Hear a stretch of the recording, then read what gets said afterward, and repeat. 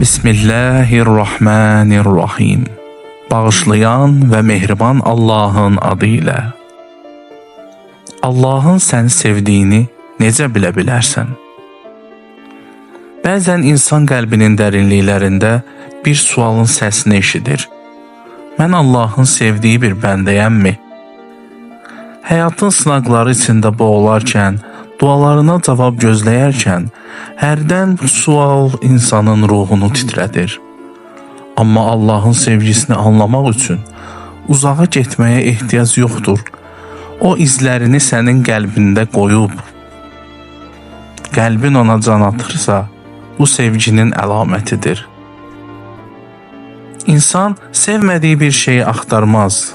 Əgər qəlbində Allah'ı tanımaq, ona yaxın olmaq arzusu varsa, bil ki, bu onun sənə verdiği bir lütfüdür. Çünki Allah istəmədiyi bəndəni özünə tərəf çağırmaz. Günah etməyin səni narahat edirsə, Allah səni sevir. Sevdiyini tərk edən bir insanın qəlbi sızıldayar. Əgər bir günah işləyəndə vicdanın səni sıxır, qəlbində narahatlıq hiss edirsənsə, bil ki, bu Allah'ın sənin ruhuna qoyduğu bir işıqdır. Qəlbi tamamilə qaranlığa qərq olmuş insan artıq günahın fərqində belə olmaz. Çətinliklər səni təmizləyirsə, o səni unutmayıb. Bəzən həyatın ağırlıqları altında sıxıldığında düşünürsən ki, Allah səni unudub. Lakin bil ki, Allah sevdiği bəndələrini sınaqlarla saflaşdırır. Yağışı torpağa göndərdiyi kimi, çətinlikləri də sənin ruhunu yumaq üçün göndərir. Çünki o, səni cənnətinə hazırlayır.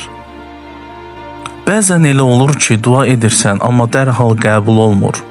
Bu Allah'ın səni imtina etmək üçün yox, səbir etməyi öyrətmək üçün gözlətməsidir. Çünki sevdiyinə ən gözəlini vermək istəyir. Bəlkə də sənin istəyindən qat-qat xeyirlisini hazırlayır. Tövbə qapısı üzünə hələ açıqdırsa, bu sevgidir. Dünyanın qaranlıq yollarında nə qədər uzaqlaşsan da, Allah'ın mərhəməti həmişə sənin arxandadır. Bir anlıq tövbə etsən, bütün keçmişini silməyə hazırdır. Bu ancaq sonsuz bir sevginin göstərə biləcəyi mərhəmətdir.